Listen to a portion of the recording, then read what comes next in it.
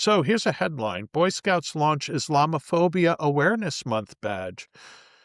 You can earn, if you're a Boy Scout, you can earn a badge. This is what you have Yeah, to look. that's a good thing to do, isn't it, Boy Scout? So here we have a 12-day period when an Islamicist, naturalized citizen from Sierra Leone tries to mow down people in an Austin beer garden and kills, three? I think he wounded 14 people.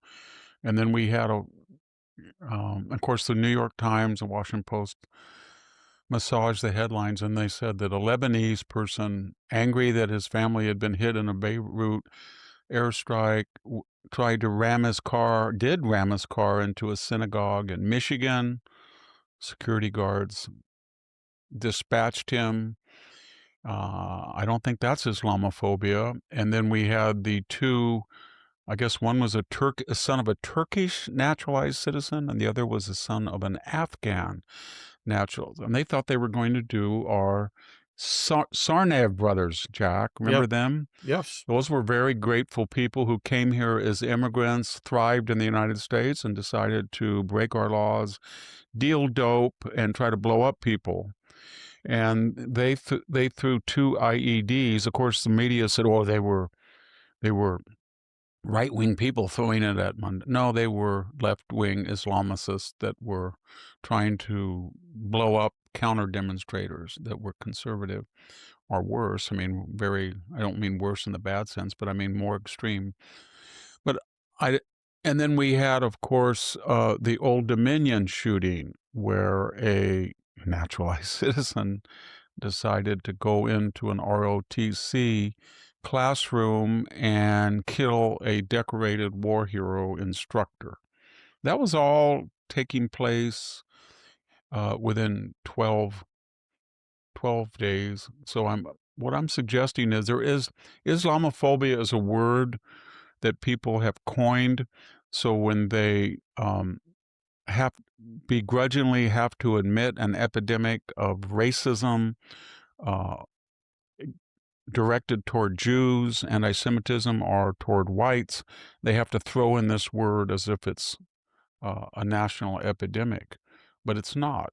And you look at the FBI hates crime statistics, and people who are of that persuasion have a higher rate of being perpetrators than victims. Jews in, I think, New York City make up half of all the hate crime victims. And I don't think it's, no offense, but I don't think it's Swedish immigrants that are doing that.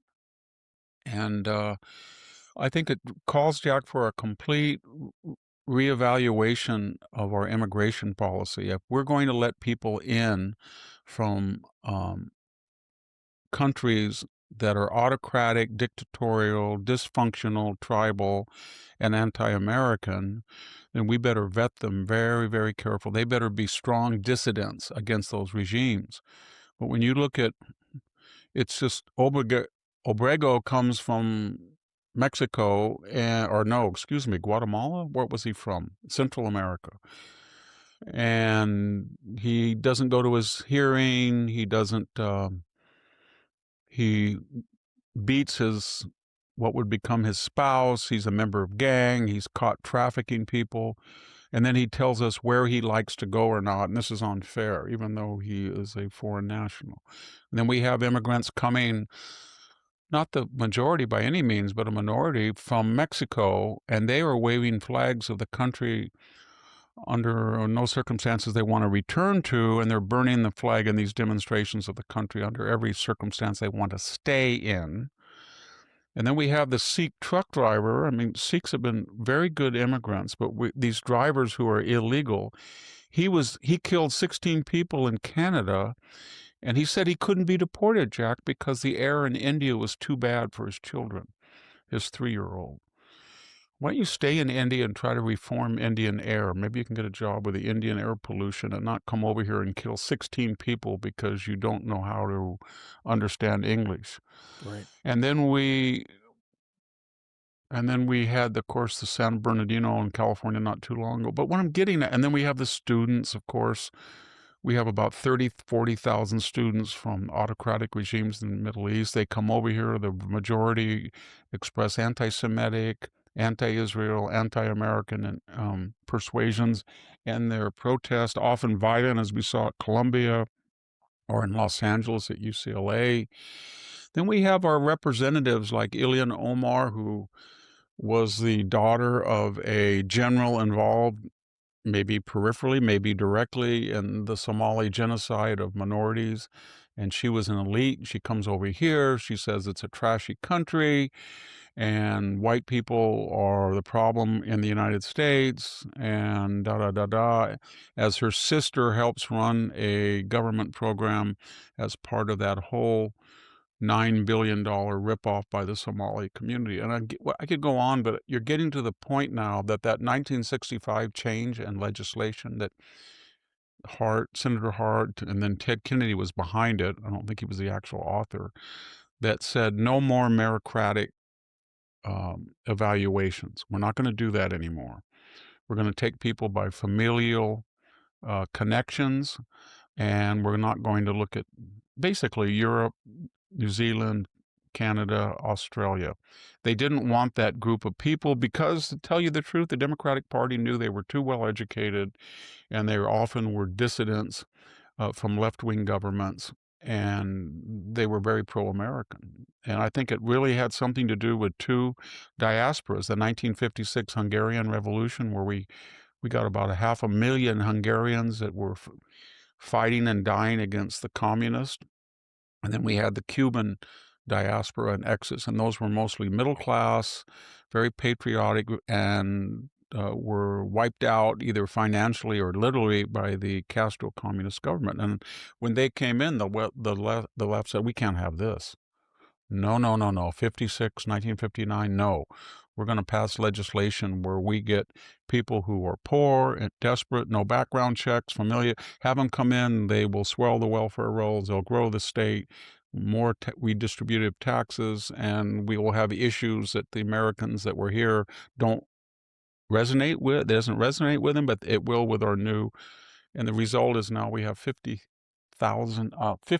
million people, 53, I think, that were not born in the United States here. And we better start vetting them because from these countries, I saw not long ago, Elia Kazan's America, America, that movie. Yes. Did you ever see it? Yeah. It's based on his uncle's migration from Cappadocia to the United States, and how desperate he was to get to the United States and how appreciative he was of the United States. It came up in my mind on our podcast this week. I interviewed Max Nikias, American Trojan, and he has got some very poignant passages. I think you should all look at that book, American Trojan Encounter Books, where he talks about how he and his wife studied for the citizenship test. They talked to he compared the Cypriot Constitution to the American Constitution in his Inquisition, but for citizenship. He wanted so much to work with the United States. He was a consultant for the Defense Department, and he comes there with nothing, and he was USC, and there. So immigration, that it was our strength in a lot of ways. We had all those people come. Many of the big tech companies are formed by immigrants. Elon Musk, Peter Thiel, the Google people. But something's gone wrong where we don't. There's an impression that if you're an immigrant and you come from a hostile country, that you will come over here and we will ask nothing of you. We won't even ask you to be legal. And we won't ask you to obey our laws. And if you act like a victim or you use violence against the state, there will be people in the United States on the left that either will contextualize or excuse your criminality, or if you're not a criminal but you're just simply anti-American, they will laud it and think you're a member of the DEI Greater Brotherhood. And Yeah. we've got to stop it because it's getting dangerous. It really is. Well,